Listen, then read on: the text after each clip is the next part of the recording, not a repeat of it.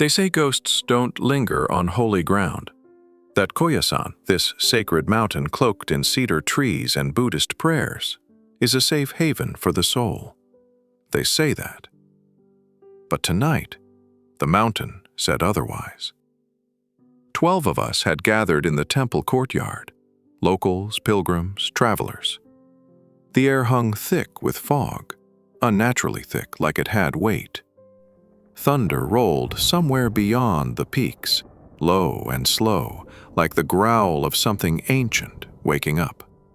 The priest stood before us, cloaked in shadow. He had a voice like gravel soaked in sake, calm, slow, full of weight.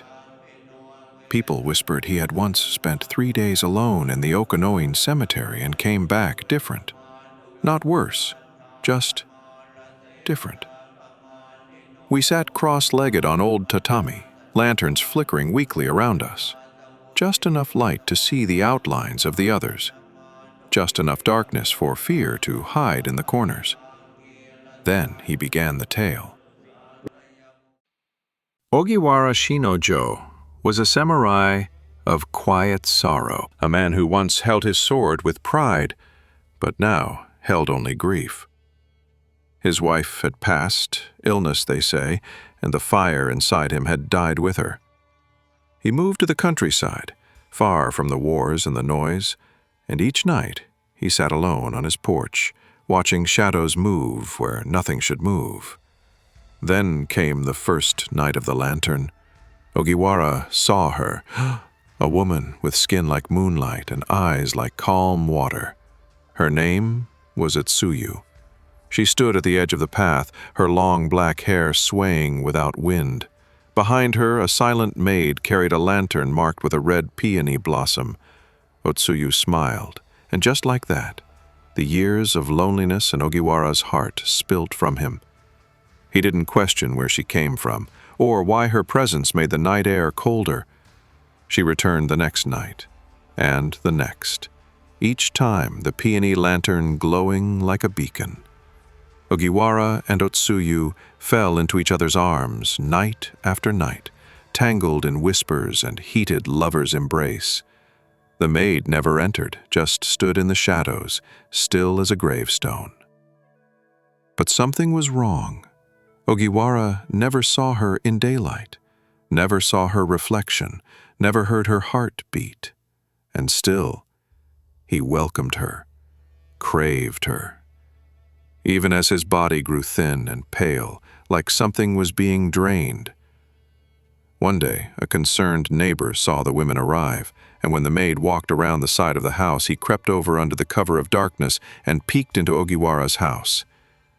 He was horrified by what he saw. Ogiwara was not holding a beautiful woman. He was holding a corpse, half-rotted, held tight in a lover's embrace. The priest speaking to us paused there. Someone in the group chuckled nervously. The priest didn't laugh. He just stared, and then continued. Horrified, the neighbor ran to a temple nearby. The priest came. He knew what Ogiwara was dealing with. A yurei, a spirit who died in longing, still clinging to the world of the living. He placed ofuda, sacred sutras, around Ogiwara's home. Ancient prayers painted on rice paper stuck to every door and window, each one humming faintly with protection. Ogiwara screamed at first, begged the priest to remove the wards and to let her in. The priest refused. And as days passed, the house grew quiet again, until the voices came. Late at night, outside his walls, they began to plead. It's so cold, Shinojo. We miss you.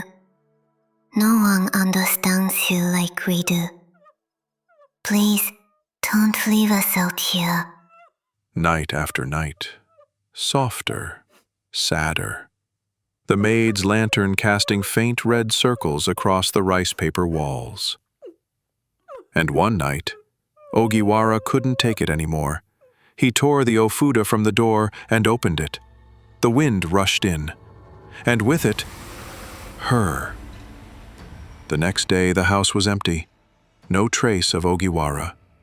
But the neighbor, suspecting the worst, ran to the temple and informed the priest. They both ran along the mountain track that led to the old graveyard. There they noticed something strange. The crypt of Otsuyu, untouched for years, now had fresh footprints leading into it.